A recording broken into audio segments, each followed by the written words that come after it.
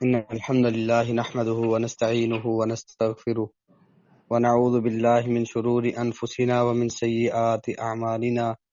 من يهده الله فلا مضل له ومن يضلل فلا هادي له أشهد أن لا إله إلا الله وحده لا شريك له وأشهد أن محمدا عبده ورسوله أما بعد فأعوذ بالله السميع العليم من الشيطان الرجيم بسم الله الرحمن الرحيم وما يؤمن أكثرهم بالله إلا وهم مشركون اللهم صل على محمد وأزواجه وذريته كما صليت على آل إبراهيم وبارك على محمد وأزواجه وذريته كما باركت على آل إبراهيم إنك حميد مجيد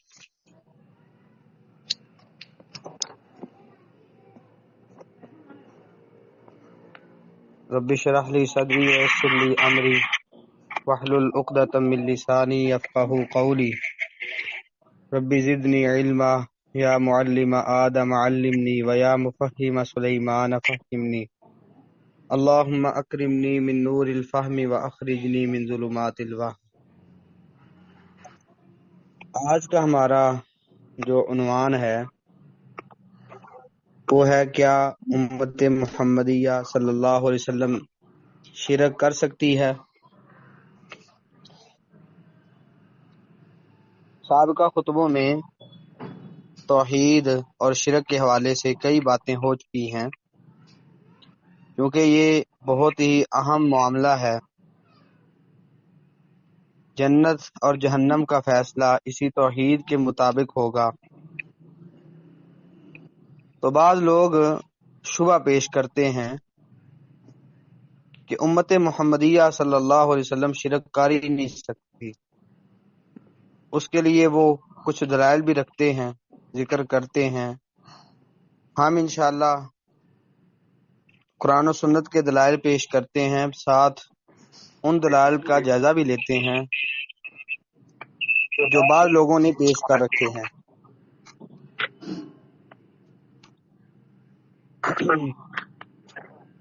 سب سے پہلے ہم یہ غور کریں کہ جو مشرکین مکہ تھے ان میں کیا خرابی پائی جاتی تھی۔ اللہ تعالیٰ نے قرآن مجید میں مشرکین کو نجس قرار دیا اور کہا انما المشرکون نجس، بے شک مشرک پلید ہے۔ تو ان میں اصل خرابی کیا تھی، یہ غور کرنے والی بات ہے۔ وہ ایسا نہیں تھا کہ وہ اللہ رب العالمین کو مانتے نہیں تھے یا اللہ تعالیٰ کو رب نہیں جانتے تھے۔ آپ نے سابقہ خطبوں میں یہ بات سنی ہے، سابقہ لیکچرز میں، کہ جو مشرکین مکہ تھے وہ بھی اللہ رب العالمین کو مانتے تھے، رب ہونا مانتے تھے، اصل میں الوہیت میں وہ شرک کرتے تھے۔ آپ قرآن مجید پڑھ کے دیکھ لیں، قرآن مجید کے اندر اللہ تعالیٰ نے کئی مقامات پہ یہ بات ارشاد فرمائی ہے کہ جب مشرکین مکہ کو کوئی مشکل بنتی تھی، کوئی پریشانی پہنچتی تھی، تو وہ خالصتاً اللہ تعالیٰ کو پکارتے تھے، جیسا کہ سورۃ یونس آیا نمبر 22 میں ہے، اسی طرح سورۃ لقمان آیا نمبر 32 کے اندر ہے، اسی طرح سورۃ عنکبوت آیا نمبر 65 میں ہے کہ جب مشرکین کو کوئی بھی پریشانی پہنچتی تھی تو خالصتاً اللہ رب العالمین کو پکارتے تھے۔ اب مسئلہ یہ ہے کہ جب وہ اللہ رب العالمین کو پکارتے تھے مشکلات میں، تو پھر مشرک کیسے بنے؟ اصل میں وہ مشرک اس لیے بنے کہ جب زیادہ مشکلات بنتی تھی تو اللہ تعالیٰ کو صرف پکارتے تھے، باقی اوروں کو بھی ساتھ پکار لیتے تھے، اوروں سے بھی مدد مانگ لیتے تھے۔ بڑا مشہور قصہ ہے، سنن نسائی میں 4072 نمبر روایت ہے اور اس کی سند حسن ہے۔ اکرمہ جو ابو جہل کے بیٹے ہیں، جب مسلمان ہوئے تو اپنا قصہ ذکر کیا کہ میں کیسے مسلمان ہوا۔ نبی کریم صلی اللہ علیہ وسلم سے بھاگ کر وہ کشتی میں سوار ہو گئے، تو کشتی بھنور میں پھنس گئی۔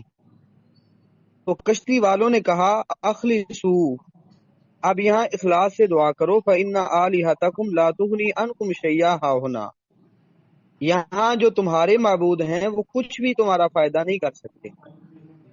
تو اکرمہ رضی اللہ عنہ نے کہا واللہ لئن لم ینجینی من البحر الا الاخلاص لا ینجینی فی البر غیرہ، کہ اگر اس سمندر میں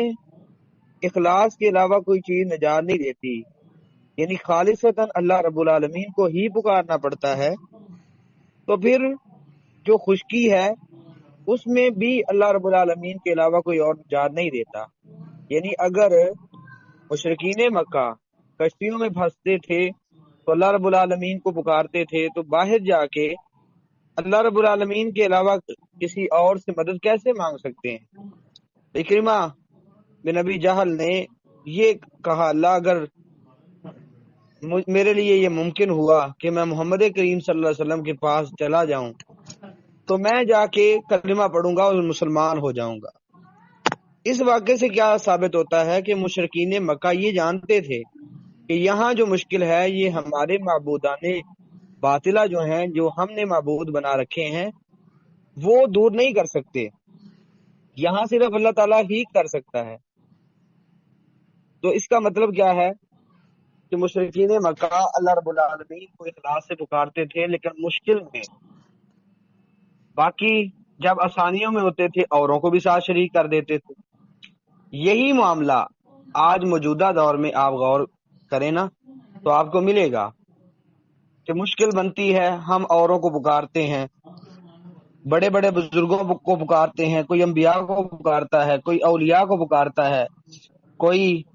علی رضی اللہ عنہ کو مشکل کشا کہہ کے پکارتا ہے، جانے یا علی کے نعرے لگاتا ہے، کوئی المدد یا غوث اعظم دستگیر کہتا ہے، یا شیخ عبد القادر جیلانی پکارتا ہے، کوئی کہتا ہے معین الدین چشتی کو کہ میری کشتی پار لگا دے، کوئی اپنی قسمت کھری کروانے کے لیے بری بری سرکار بری کی جو ہے نا ترانے گاتا ہے۔ یہ ساری چیزیں کیا ہیں؟ یہ مشرکین مکہ کا انداز دیکھیں اور موجودہ کلمہ پڑھنے والے کا انداز دیکھیں تو آپ کے لیے یہ مسئلہ واضح ہو جائے گا کہ وہ کیا کرتے تھے۔ اور ایک شرک کی وجہ یہ بھی، ہم اگر پوچھیں کلمہ پڑھنے والوں کو کہ آپ ان کو کیوں پکارتے ہیں، کوئی نبی کو پکارتا ہے، کوئی صحابہ کو پکارتا ہے، کوئی علی رضی اللہ عنہ کو پکارتا ہے، کوئی حسین ابن علی رضی اللہ عنہ کو پکارتا ہے، کوئی اولیاء کو پکارتا ہے، ہم پوچھتے ہیں ان کو کیوں پکارتے ہیں، تو کہتے ہیں ان کے اصل میں اللہ رب العالمین نے ان کو یہ شانیں بخشی ہیں کہ یہ ہماری پکار سن سکتے ہیں، ہماری مدد کر سکتے ہیں۔ اب غور کریں کہ یہ عقیدہ کیا مشرکین مکہ کا نہیں تھا؟ صحیح مسلم میں 1185 نمبر حدیث میں ہے، ابن عباس رضی اللہ عنہ نے بیان کیا ہے کہ مشرکین جب تلبیہ پڑھتے تھے تو تلبیہ میں یہ کلمات کہا کرتے تھے لبیک لا شریک لک، کہ تیرے علاوہ اللہ کوئی شریک نہیں ہے، ہم تیرے لیے حاضر ہوئے ہیں۔ تو نبی مکرم صلی اللہ علیہ وسلم جب یہ بات سنتے تو کہتے تمہاری ہلاکت ہو، یہیں ٹھہر جاؤ، یعنی انہی کلمات پہ اکتفا کرو۔ جب یہ آپ نے کہہ دیا لبیک لا شریک لک، تیرا کوئی شریک نہیں تو اتنا ہی کہو، لیکن ساتھ وہ کہتے اللہ شریکن ہوا لک تملکہ وما ملک، اللہ ویسے کوئی تو تیرا شریک نہیں ہے سوائے اس شریک کے کہ جسے تو نے خود ہی یعنی بادشاہ دے دی ہے یا اس کے ہاتھ میں کنٹرول تو نے دیا ہے، اور جس چیز کا بھی وہ مالک ہے وہ بھی تیرے ہی اختیار میں ہے یہ ساری چیز۔ مطلب یہ ان کا عقیدہ تھا کہ یہ جو ہمارے معبود ہیں سنتے ہیں تو یہ اللہ رب العالمین نے ان کو عطا کیا ہے۔ آج کے کلمہ پڑھنے والے کا بھی حال یہی ہے، کہتے ہیں کہ اللہ رب العالمین نے ان کو چیزیں یہ عطا کر دی ہیں، ان کے پاس خود نہیں ہوا کچھ بھی۔ تو یہ یاد رکھیں، ہم نہیں کہتے کہ یہ جو اولیاء ہیں یہ گمراہ تھے نعوذ باللہ، یا اور کوئی تبصرہ کریں، صحابہ بھی تھے اور اہل بیت کے افراد بھی تھے جو خود بہت توحید پرست تھے، لیکن لوگوں نے ان کو اللہ کے مد مقابل لا کھڑا کر دیا، انبیاء کو اللہ کے مقابل کھڑا کر دیا۔ تو نوح علیہ السلام کی قوم میں جو شرک کا آغاز ہوا اس کی وجہ بھی یہی تھی، نیک لوگوں کو اللہ کے برابر کر دیا، ان کو اپنی حاجت روائی کے لیے پکارتے تھے، مشکل کشائی کے لیے پکارتے تھے، انہیں کہتے تھے ہماری آپ مدد کریں۔ یہ جو 5 بت آتے ہیں ان کے مشہور تھے نوح علیہ السلام کی قوم میں، آپ 29ویں پارے سورت نوح کے اندر پڑھے نا، تو ہمیں ود، سوا، یغوث، یعوق اور نصر 5 بتوں کا ذکر ملتا ہے۔ تو بخاری کی حدیث میں ابن عباس رضی اللہ عنہما نے کہا تھا اسماء رجال صالحین من قوم نوح، یہ جو 5 تھے یہ نوح علیہ السلام کی قوم کے نیک لوگوں کے نام ہیں، یعنی وہ نیک تھے، لوگوں نے انہی کو اللہ کے مقابل کر کے پکارنا شروع کر دیا، جبکہ نبی مکرم صلی اللہ علیہ وسلم اس حوالے سے بہت زیادہ محتاط تھے۔ ایک آدمی نے آگے کہا تھا نا، نبی صلی اللہ علیہ وسلم کے سامنے چند معاملے پیش کیے تو آپ نے اس حوالے سے چند باتیں کی، تو اس نے کہہ دیا ماشاء اللہ ہوا شیتا، جیسے آپ چاہیں اور اللہ چاہے، جیسے اللہ چاہے اور جیسے آپ چاہیں، ٹھیک ہے۔ تو نبی پاک علیہ السلام نے اس موقع پہ جب اس آدمی نے یہ کہا ماشاء اللہ ہوا شیتا، جو اللہ چاہے، جو آپ چاہیں، جیسے ہمیں آج کے کلمہ پڑھنے والے کہتے ہیں نا اللہ نبی وارث، یا جو اللہ اور اس کا رسول چاہے، اس طرح کی کلمات اور جملے، اس طرح کی باتیں آج بھی موجود ہیں۔ تو نبی صلی اللہ علیہ وسلم نے اس موقع پہ کہا تھا، یہ مسند احمد کی حسن سند سے روایت ہے، آپ نے فرمایا جعلتنی للہ اجلا، کہ تو نے مجھے اللہ کے برابر کھڑا کر دیا ہے، تو نے مجھے اللہ کے برابر کر دیا ہے، تجھے یہ کہنا چاہیے ما شاء اللہ وحدہ، جو اللہ اکیلا چاہے۔ تو یہاں یہ بات ہم چند آیات پڑھتے ہیں، کیا اس امت میں شرک آ سکتا ہے کہ نہیں؟ اگر آپ شرک کی ڈیفینیشن سابقہ لیکچر کے مطابق ذہن میں رکھیں اور اسی طرح یہ آیات پڑھیں جو شرک کی مذمت میں ہیں، ان پہ غور کریں گے تو آپ کے یہ مسئلہ واضح ہو جائے گا کہ اس امت میں شرک آ سکتا ہے، جیسا کہ سورۃ انعام آیت نمبر 121 میں اللہ تعالیٰ نے فرمایا وَلَا تَأْكُلُوا مِمَّا لَمْ يُذْكَرِ اسْمُ اللَّهِ عَلَيْهِ، کہ جس پر اللہ کا نام ذکر نہ کیا گیا ہو آپ اسے نہ کھائیں، وَإِنَّهُ لَفِسْقٌ وَإِنَّ الشَّيَاطِينَ لَيُوحُونَ إِلَىٰ أَوْلِيَائِهِمْ لِيُجَادِلُوكُمْ وَإِنْ أَطَعْتُمُوهُمْ إِنَّكُمْ لَمُشْرِكُونَ، یہ بات کہی شیطان اپنے اولیاء کی طرف وحی کرتے ہیں تاکہ وہ تم سے جھگڑا کریں، کہا اگر تم نے ان کی اطاعت کری تو تم مشرک بن جاؤ گے۔ تو مطلب کیا ہے؟ اگر تم ان کی پیروی کرو گے تو مشرک بن جاؤ گے، اس کا مطلب ہے کہ اس میں شرک کی طرف جانے کا امکان موجود ہے۔ اسی طرح صورت حج میں کیا فرمایا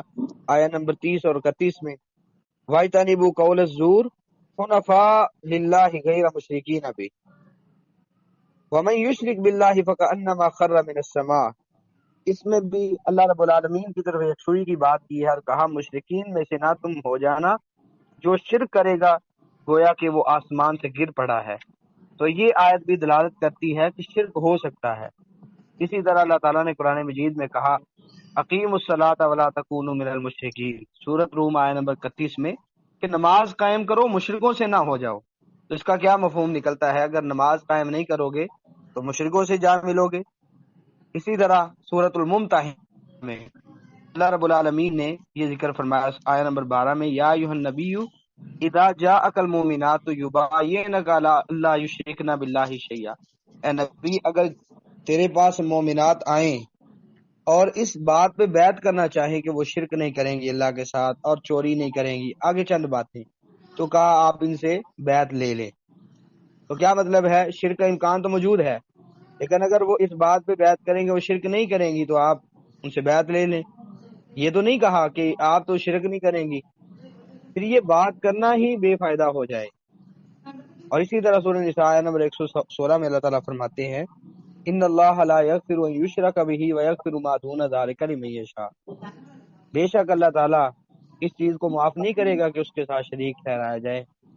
اس کے علاوہ جس کے لیے جو چاہے گا اللہ تعالیٰ بخش دے گا۔ ومن یشرک باللہ فقد ضل ضلالا بعیدا، جس نے اللہ کے ساتھ شرک کیا وہ دور کا گمراہ ہو گیا۔ تو دیکھیں اس آیت پہ غور کریں، اگر تو معاملہ کریں یہودیوں کا یا عیسائیوں کا، وہ تو حدیث آتی ہے صحیح مسلم میں، ابو ہریرہ رضی اللہ عنہ نے مرفوعاً یہ بات ذکر کی ہے کہ نبی مکرم صلی اللہ علیہ وسلم نے فرمایا تھا اس ذات کی قسم جس کے ہاتھ میں محمد صلی اللہ علیہ وسلم کی جان ہے، جو اس امت کا یہودی ہو یا نصرانی ہو، وہ میرے حوالے سے سن لے، اسے پتہ چل جائے کہ محمد صلی اللہ علیہ وسلم آ چکے ہیں، ثم یموت ولم یؤمن بالذی ارسلت بھی، پھر اس حال میں فوت ہو کہ وہ میرے شریعت پر جو مجھے دے کر بھیجا گیا ہے اس پر ایمان نہ لائے، کہا الا کان من اصحاب النار، مگر وہ آگ والوں میں سے ہو جائے گا۔ تو مطلب کیا ہے، اگر یہودی اور عیسائی وہ بات نہ مانیں گے، وہ حق سے انکار کریں گے، تو جنت سے محروم ہو جائیں گے، جہنم کا ایندھن بن جائیں گے۔ تو مطلب ہے وہ تو انکار سے ہوئے، تو کون ہے جو شرک کی وجہ سے گمراہی میں چلا جائے گا اور جہنم کا ایندھن بنے گا؟ ظاہری بات ہے کہ کلمہ پڑھنے والا بھی شرک کر سکتا ہے۔ اس بارے میں ہم 2 آیات پڑھتے ہیں جو بالکل صریح ہیں اس حوالے سے، تو پھر انشاءاللہ ہم احادیث کی طرف بھی آتے ہیں۔ سورہ یوسف آیت نمبر 106 میں اللہ فرماتے ہیں وما یؤمن اکثرهم باللہ الا وهم مشرکون، ان میں سے اکثر اللہ پر ایمان رکھتے ہیں لیکن اس کے ساتھ ساتھ وہ شرک بھی کرتے ہیں۔ تو مطلب کیا ہے، ایمان لانے کے ساتھ ساتھ شرک بھی کیا جا سکتا ہے۔ اللہ کو کوئی مانتا تو ہے کہ اللہ ہمارا رب ہے، ہمارا الہ ہے، لیکن اوروں کو بھی ساتھ کھڑا کر دے تو یہ شرک کی صورت بن جاتی ہے۔ تو اسی طرح سورۃ انعام آیت نمبر 82 میں فرمایا الذین آمنوا ولم یلبسوا ایمانہم بظلم اولئک لہم الامن وہم مہتدون، جو لوگ ایمان لے آئیں اور اپنے ایمان کے ساتھ ظلم کا التباس نہ کریں، اپنے ایمان کے ساتھ کوئی ظلم نہ ملائیں، تو کہا یہ لوگ امن والے ہیں، ان کو امن ملے گا اور یہ ہدایت یافتہ ہے۔ یہ آیت اتری تو صحابہ کہتے ہیں اللہ کے نبی صلی اللہ علیہ وسلم ہم میں سے کون ہے کہ جس سے ظلم نہیں ہوتا؟ ظلم تو ہر کسی سے ہو سکتا ہے۔ تو نبی صلی اللہ علیہ وسلم نے وہ لقمان کا قول ذکر کیا کہ اللہ تعالیٰ نے جو قرآن مجید میں بیان فرمایا ان الشرک لظلم عظیم، کہ لقمان نے کہا تھا کہ شرک بہت بڑا ظلم ہے۔ تو نبی صلی اللہ علیہ وسلم نے فرمایا یہ ظلم، اس سے مراد شرک کا ظلم ہے، کہ ایمان لا کر جو شرک نہ کرے گا وہ امن میں رہے گا۔ تو اس سے کیا مطلب معلوم ہوتا ہے کہ ایمان لانے کے بعد کوئی شرک بھی کر سکتا ہے، یہی تو اللہ تعالیٰ نے بات ذکر کی، وگرنہ یہ بات کرنے کا فائدہ کیا ہے؟ اسی طرح نبی کریم صلی اللہ علیہ وسلم کی احادیث بھی موجود ہے۔ صحیح مسلم میں جو حدیث نمبر 9 ہے، نبی پاک علیہ السلام نے فرمایا کہ الاسلام ان تعبد اللہ ولا تشرک بہ شیئا، اسلام اس چیز کا نام ہے کہ تو اللہ کی عبادت کرے، اس کے ساتھ شرک نہ کرے۔ تو اگر شرک ہو جائے تو اسلام نہیں ہے، تو اس کا مطلب ہے کلمہ پڑھنے والا شرک کر سکتا ہے۔ اسی لیے تو کہا کہ اسلام اس کا نام ہے عبادت اللہ کی کرنی ہے، شرک نہیں کرنا۔ اسی طرح صحیح مسلم کی حدیث ہے، نبی مکرم صلی اللہ علیہ وسلم نے فرمایا جنت کے دروازے 2 دن کھلتے ہیں، سوموار کے دن بھی دروازے کھلتے ہیں اور جمعرات کے دن بھی دروازے کھلتے ہیں، تو اس کے بعد اللہ تعالیٰ ہر اس بندے کو بخش دیتے ہیں لا یشرک باللہ شیئا، جو اللہ کے ساتھ شرک نہیں کرتا۔ تو اس کا مطلب کیا ہے، کچھ لوگ ایسے ہیں کہ جو اللہ کے ساتھ شرک کرنے والے ہیں، اسی لیے تو فرمایا جو شرک نہیں کرتا اللہ ان کو معاف کر دیتا ہے، اور جو شرک کرنے والے ہیں وہ معاف نہیں کیے جاتے۔ ساتھ فرمایا ہاں کچھ افراد ہیں کہ جو آپس میں بغض رکھتے ہیں ان کی معافی نہیں ہوتی، ان کا معاملہ معلق کر دیا جاتا ہے، جب تک صلح نہ کریں ان کے معاملے کو پیچھے کر دیا جاتا ہے۔ اسی طرح پچھلے درس میں آپ نے لیکچر میں یہ بات سنی تھی، ترمذی کی حدیث ہے، حدیث قدسی، کہ اللہ تعالیٰ فرماتے ہیں ابن آدم اگر تیری میرے ساتھ اس حال میں ملاقات ہو کہ تو زمین کے براؤ کے مطابق غلط لے کے آئے، لیکن ملاقات اس صورت میں ہو لا تشرک بی شیئا، تو نے میرے ساتھ شرک نہ کیا ہو، اور بڑے بڑے جرم تیرے پاس موجود ہو لیکن یہ شرک والا گناہ نہ ہو، لا تو کبھی قرابی مغفرہ، تو میں زمین کے براؤ کے مطابق تجھے مغفرت عطا کر دوں گا۔ تو مطلب اس سے بہت ہی واضح ہے کہ شرک کا امکان تھا، گناہ میں شرک آ سکتی، یعنی گناہوں میں شرک والا گناہ بھی آ سکتا ہے، لیکن اگر کوئی شرک والے گناہ سے بچ جائے تو اللہ رب العالمین اس کو مغفرت عطا کر دیں گے۔ یہی اس مسلم میں یعنی روایت اور سیاق موجود ہے کہ نبی مکرم صلی اللہ علیہ وسلم کو جب اللہ رب العالمین نے اپنے پاس بلایا تو وہاں اللہ رب العالمین نے کچھ انعامات کیے، ان انعامات میں سے 3 بنیادی انعام جو احادیث میں بیان ہوئے ہیں، ابن مسعود رضی اللہ تعالی عنہ نے بھی بیان کیے کہ 3 چیزیں نبی پاک علیہ السلام کو دی گئی. ایک تو 5 نمازیں دے دی گئی، اسی طرح سورۃ بقرہ کی آخری آیات دی گئی، اور تیسری جو خوبی دی گئی ہے وہ ہے غفر لمن لم یشرک باللہ من امتہ شیئا، جو اللہ رب العالمین کے علاوہ کسی اور کو نہیں پکارتا، اللہ کے ساتھ شرک نہیں کرتا، تو اللہ تعالیٰ ایسے تمام افراد کو معاف کر دے گا. تو امام نووی رحمۃ اللہ علیہ کہتے ہیں اس کلام کا مطلب یہ ہے، مفہوم یہ ہے، من مات من ہذہ الامہ، جو بھی اس امت میں سے فوت ہو لیکن وہ مشرک نہ ہو، شرک کرنے والا نہ ہو، غفر لہ، تو اس شخص کو معاف کر دیا جائے گا. تو یہ بالکل واضح مطلب ہے کہ جو اس امت میں سے شرک نہیں کرے گا اللہ اس کو معاف کر دے گا، اور جو اس امت میں سے شرک کرے گا اس کی بخشش نہیں ہوگی. اب جو لوگ یہ کہتے ہیں نا کہ یہ امت شرک نہیں کر سکتی، اس جملے نے بہت زیادہ لوگوں کو توحید سے دور کر دیا. وہ ایک روایت پیش کرتے ہیں صحیح بخاری سے کہ نبی کریم صلی اللہ علیہ وسلم نے اپنے صحابہ سے کہا، ما خاف علیکم ان تشرکوا بعدی ولکن اخاف علیکم ان تنافسوا فیہا، کہ مجھے اس بات کا خطرہ نہیں ہے کہ تم میرے بعد شرک کرو گے، مجھے اس چیز کا ڈر نہیں ہے کہ تم میرے بعد مشرک بنو گے، ہاں مجھے یہ ڈر ضرور ہے کہ میرے صحابہ تم میرے بعد دنیا میں رغبت کرنے لگ جاؤ گے. تو یہ کہتے ہیں کہ کیا نبی صلی اللہ علیہ وسلم نے واضح طور پہ کہہ دیا جی مجھے تم پر شرک کا کوئی خوف نہیں رہا. تو اس میں پہلی بات تو یہ کہ شارحین نے کیا کہا ہے. ابن حجر رحمۃ اللہ علیہ نے ایک بات تو یہ کہی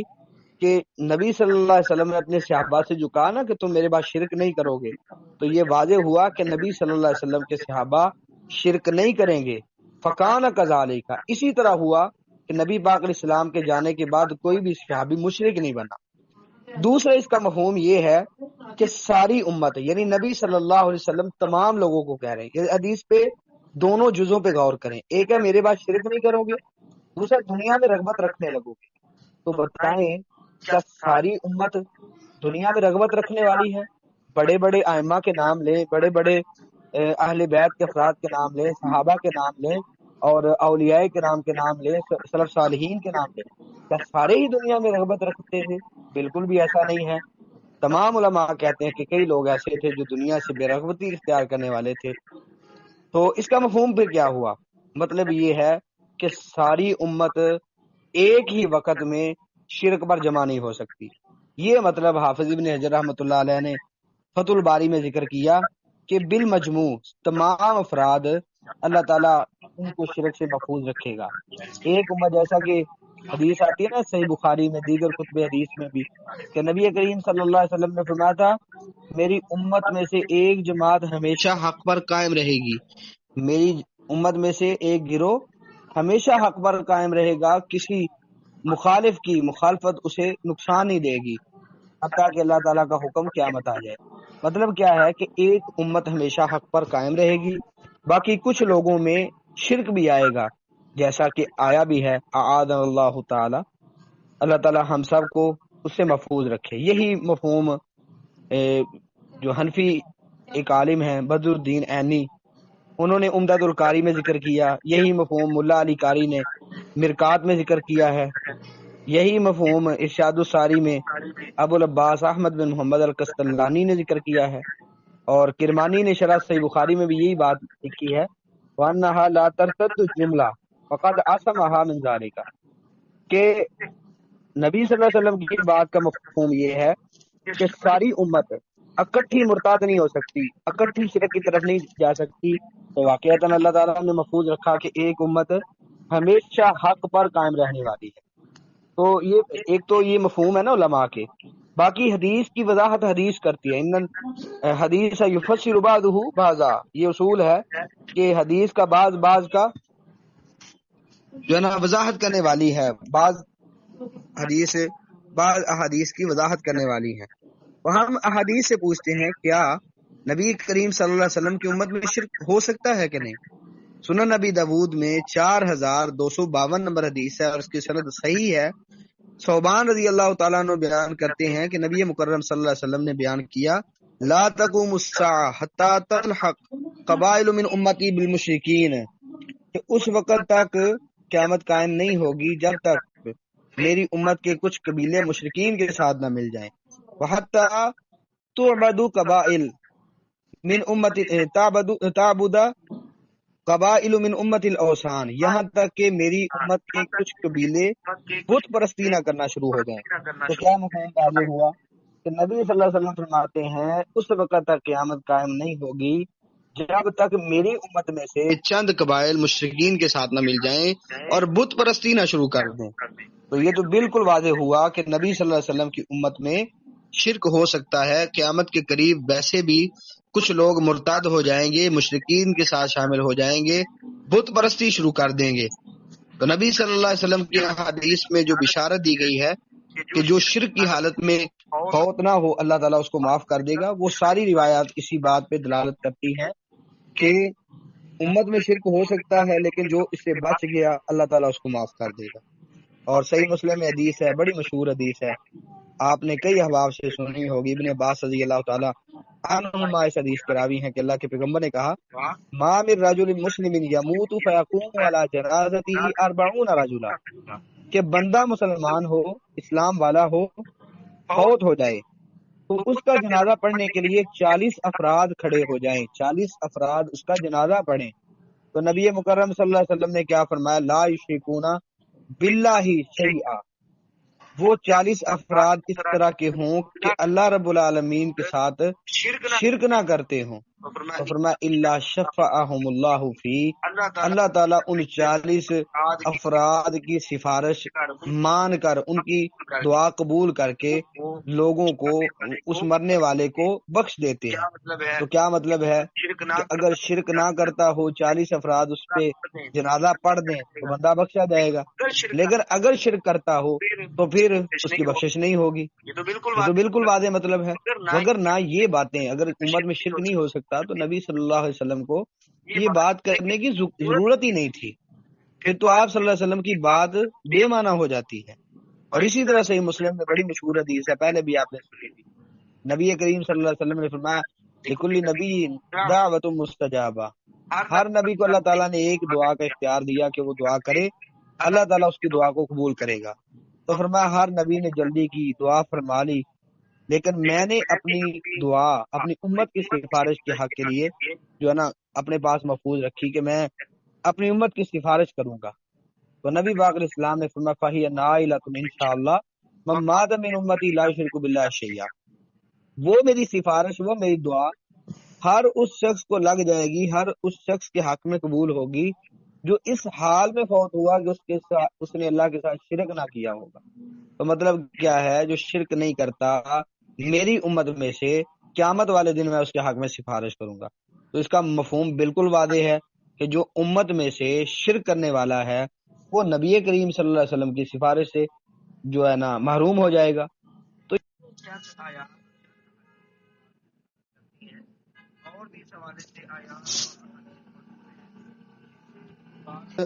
واضح ہوتی ہے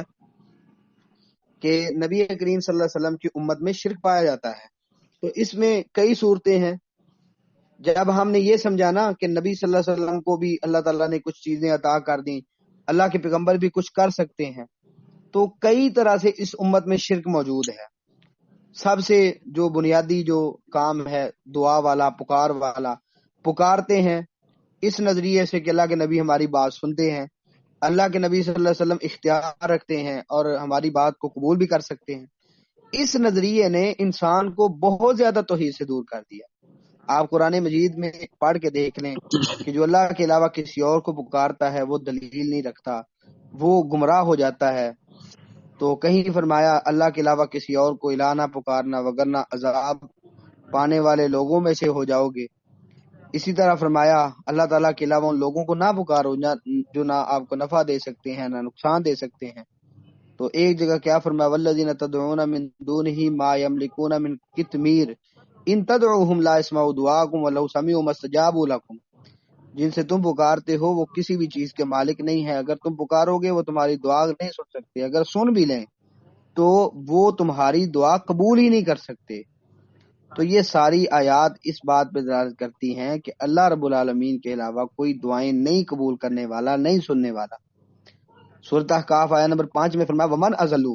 ممن يدعو من دون الله من لا يستجيب له الى يوم القيامه وهم عن دعائهم غافلون۔ اس شخص سے بڑا گمراہ کون ہو سکتا ہے جو اللہ کے علاوہ ان کو پکارے جو قیامت کے دن تک اس کی دعا قبول ہی نہیں کر سکتے، بلکہ وہ تو ان کی پکار سے ویسے ہی غافل ہیں۔ بعض لوگ کہتے ہیں جس سے مراد بت ہیں، حالانکہ قرآن مجید اگر پڑھا جائے تو قرآن تو یہ نہیں کہتا کہ وہ بت ہیں، وہ مورتیاں ہیں صرف۔ سورۃ اعراف آیت نمبر 194 میں اللہ تعالیٰ فرماتے ہیں ان الذین تدعون من دون اللہ عباد امثالکم، جن کو تم اللہ کے علاوہ پکارتے ہو یہ تمہاری طرح ہی بندے ہیں۔ تو مطلب یہ ہے کہ یہ جو دعا والا پکار والا معاملہ ہوا، اس کے ساتھ ساتھ مدد طلب کرنے والی صورتحال، اس وجہ سے انسان بہت ہی زیادہ گمراہ ہوئے۔ جب یہ نظریہ درست ہو جائے کہ اللہ رب العالمین کے علاوہ کوئی مدد نہیں کر سکتا، وہ اللہ تعالیٰ ہی ہے جو بندے کی دعا سنتا ہے، قبول کرتا ہے اور بندے کی مدد بھی کرتا ہے۔ قرآن مجید میں بیشتر مقامات پہ اللہ رب العالمین نے یہ بات ارشاد فرمائی ہے۔ ایک ہے کہ انسان تحت الاسباب، یعنی اسباب کے تحت ایک دوسرے سے مدد لے لے۔ وہ تو پیغمبر بھی یہ بات کہہ لیتے تھے، جیسا کہ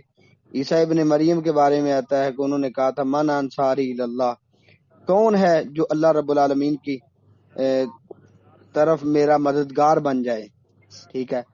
اسی طرح قرآن کہتا ہے تعاونوا علی البر والتقوی ولا تعاونوا علی الاثم والعدوان، ایک دوسرے کی مدد کرو لیکن نیکی اور پرہیزگاری کے کاموں میں، ٹھیک ہے،